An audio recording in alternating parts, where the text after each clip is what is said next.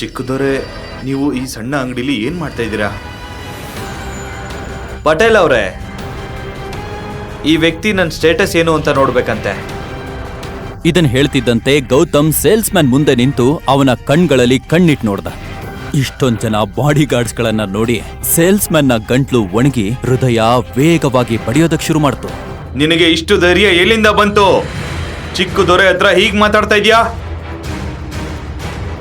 ನಿಮ್ ಮುಂದೆ ಯಾರು ನಿಂತಿದ್ದಾರೆ ಅಂತ ಗೊತ್ತಿದ್ಯಾ? 1 ನಿಮಿಷ ಸಾಕು, ಕೇವಲ 1 ನಿಮಿಷ ನಿಮ್ಮ ಈ ಅಂಗಡಿಯನ್ನು ನಿಮ್ಮನ್ನು ಸಂಪೂರ್ಣವಾಗಿ ಖರೀದಿಸಲು.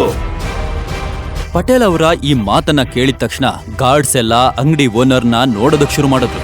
ಓನರ್ಗೆ ಗೌತಮ್ ಯಾರು ಅನ್ನೋದು ಈಗಾಗ್ಲೇ ಅರ್ಥವಾಗಿತ್ತು.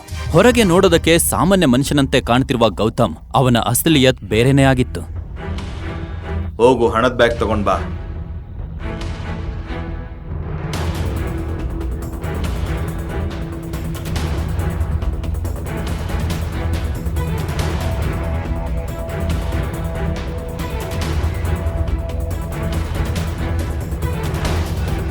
ಬ್ಯಾಗ್ ಅನ್ನ ನೋಡಿದ ತಕ್ಷಣ ಎಲ್ರೂ ಬಾಯಿ ಬಿಟ್ಟಂತೆ ನೋಡ್ತಿದ್ರು. ಆಗ ಬ್ಯಾಗ್ ಪೂರ್ತಿ ಹಣದಿಂದ ತುಂಬಿತ್ತು. ಇನ್ನೊಂದ್ ಕಡೆ ಅಂಗಡಿ ಮಾಲೀಕರ ಕಾಲುಗಳು ಕಂಪಿಸೋದಕ್ಕೆ ಶುರುವಾದ್ವು. ಮರುಕ್ಷಣ ಅವನು ಗೌತಮ್ ಕಾಲಿಗೆ ಬಿದ್ಬಿಟ್ಟ. ಚಿಕ್ಕದೊರೆ, ನನ್ನ ದಯವಿಟ್ಟು ಕ್ಷಮಿಸಿ. ನನ್ನಿಂದ ತುಂಬಾ ದೊಡ್ಡ ತಪ್ಪಾಗಿದೆ.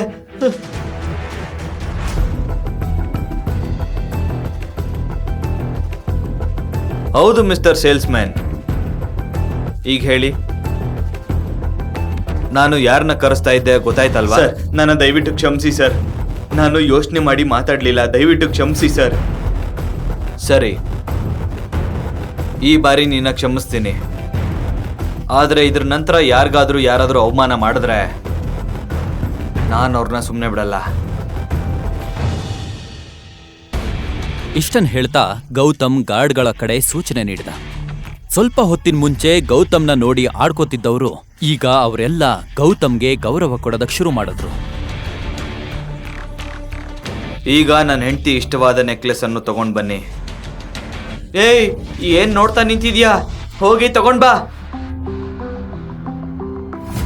ಗೌತಮ್ ಆ ನೆಕ್ಲೆಸ್ ನ ನೋಡಿದ ತಕ್ಷಣ ಮುಖದ ಮೇಲೆ ಮಂದಹಾಸ ಮೂಡ್ತು. ಕೆಲವೇ ಕ್ಷಣಗಳಲ್ಲಿ ಅವನು ಅಂಗಡಿಯಿಂದ ತುಂಬಾ ದುಬಾರಿ ಆಭರಣಗಳನ್ನ ಖರೀದಿಸಿದ. ಇದನ್ನ ನೋಡಿ ಅಂಗಡಿಯ ಮಾಲೀಕರಿಗೆ ತಲೆ ಸುತ್ತದಂತಾಯ್ತು. ಇದನ್ ತಗೊಳ್ಳಿ.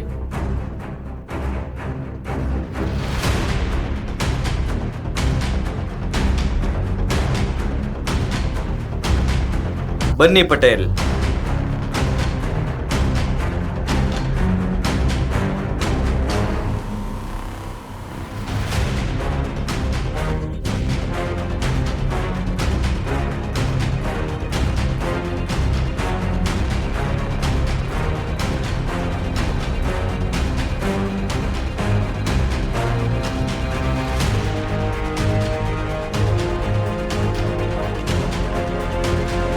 ಪಟೇಲ್ ಅವರೇ, ಎಲ್ಲ ಆಭರಣಗಳನ್ನು ಸರಿಯಾಗಿ ಪ್ಯಾಕ್ ಮಾಡಿ, ಜೊತೆಗೆ ಕೆಲವು ದುಬಾರಿ ಗಿಫ್ಟ್ಗಳನ್ನು ಕೂಡ ಸೇರಿಸಿ.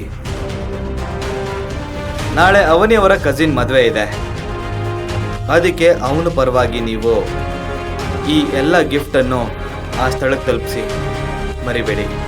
ಮತ್ತೆ ಅದರಲ್ಲಿ ಗ್ರೀನ್ ಕಲರ್ ನೆಕ್ಲೆಸ್ ಇದೆ, ಅದನ್ನು ಸಪ್ರೇಟಾಗಿಡಿ. ಸರಿ ದೊರೆ, ಅದನ್ನು ನಾನು ನನ್ನ ಕೈಯಾರೆ ಅವನಿಗೆ ಕೊಡ್ತೀನಿ. ಅದು ಒಳ್ಳೇದು, ನಿಮ್ಮ ಇಷ್ಟದಂತೆ ಆಗಲಿ. ಚಿಕ್ಕ ಬಾಯಿ ದೊಡ್ಡ ಮಾತು. ನಿಮ್ಮ ಬಗ್ಗೆ ಅವನಿಗೆ ಯಾಕೆ ಸತ್ಯ ಹೇಳ್ತಾ ಇಲ್ಲ? ಹೇಳ್ತೀನಿ ಪಟೇಲ್ ಅವರೇ, ಆದರೆ ಇದು ಸರಿಯಾದ ಸಮಯ ಅಲ್ಲ. ಸಮಯ ಬಂದಾಗ ಸ್ವತಃ ನಾನೇ ಹೇಳ್ತೀನಿ. ಅಂದಹಾಗೆ ಅದು ಒಳ್ಳೇದೆ. ನಿಮ್ಮ ಮಾವನ ಮನೆಯವ್ರಿಗೆ ನೀವು ಗೌತಮ್ ಸಿಂಹಾದ್ರಿ ಅಂತ ಗೊತ್ತಾದರೆ ಅವರು ಅವನಿಗೆ ಡಿವೋರ್ಸ್ ಕೊಡು ಅಂತ ಹೇಳಲ್ಲ.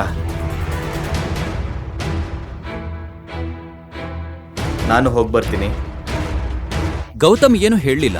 ಆದ್ರೆ ಪಟೇಲ್ ಅವರ ಮಾತುಗಳಿಂದ ಅವನಿಗೆ ಖುಷಿಯಾಗಿಲ್ಲ ಅನ್ನೋದು ಅವನ ಕಣ್ಗಳನ್ನ ನೋಡಿದ್ರೇನೆ ಗೊತ್ತಾಗ್ತಿತ್ತು. ಪಟೇಲ್ ಅವರಿಗೂ ಅವನು ಸುಲಭವಾದ ಹೂವಿನ ದಾರಿಯನ್ನ ಬಿಟ್ಟು ಮುಳ್ಳಿನ ದಾರಿಯಲ್ಲಿ ಯಾಕೆ ನಡೀತಿದ್ದಾನೆ ಅನ್ನೋದು ಅರ್ಥವಾಗ್ಲಿಲ್ಲ. ಮನೆಗೆ ತರಕಾರಿ ತಗೊಂಡು ವಾಪಸ್ ಹೋದಾಗ ಅವನ ಮುಖದಲ್ಲಿ ಸಂತೋಷ ಕಣ್ಮರೆಯಾಯಿತು. ಮನೆಯೊಳಗೆ ಬೇರೆ ರೀತಿಯ ವಾದ ಪ್ರಾರಂಭವಾಗಿತ್ತು ಮತ್ತು ಗೀತಾ ಗೌತಮ್ಗಾಗಿ ಮನೆಯಲ್ಲಿ ಕಾಯ್ತಾ ಕೂತ್ಕೊಂಡಿದ್ಲು. ಈಗಲೇ ಡೌನ್ಲೋಡ್ ಮಾಡಿ ಕೇಳಿ ರಾಯಲ್ ವಾರಸ್ದಾರ ಕೇವಲ ಪಾಕೆಟ್ ಎಫ್ಎಂ ನಲ್ಲಿ.